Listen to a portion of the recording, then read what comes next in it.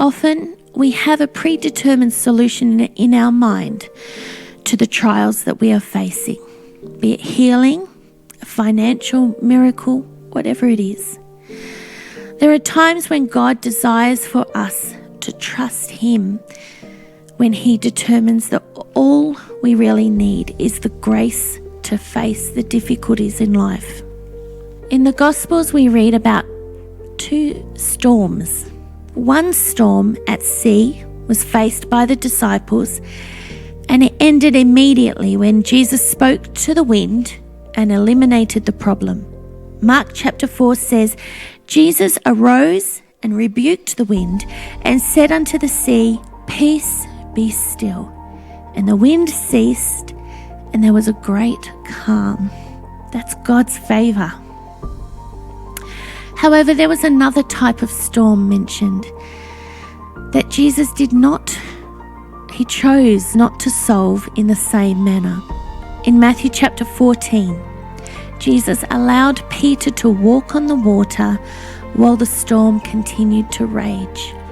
That is also God's favor, His grace. Some of your prayers for the difficulties in life to end might be answered like that first storm. Peace, be still. But often the storms of life are opportunities for us to get out of the boat by faith and experience the grace of God during the storm. Are you in need of God's grace today? I pray that we'll all understand our continued need for God's grace in our lives. When we mess up, when we make mistakes, or maybe even willfully do the wrong thing, the only place to go is into God's gracious arms. Just like those people did in the days that Jesus walked this earth. The sinners, they ran to Jesus' feet.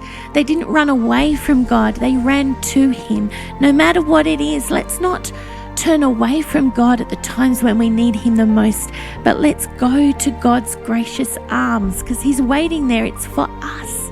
It's for us. Amazing grace.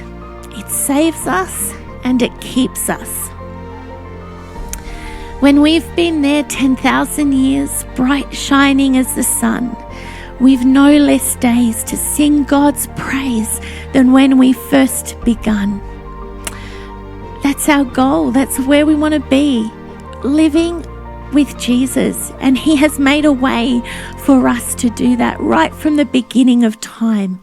That is God's grace.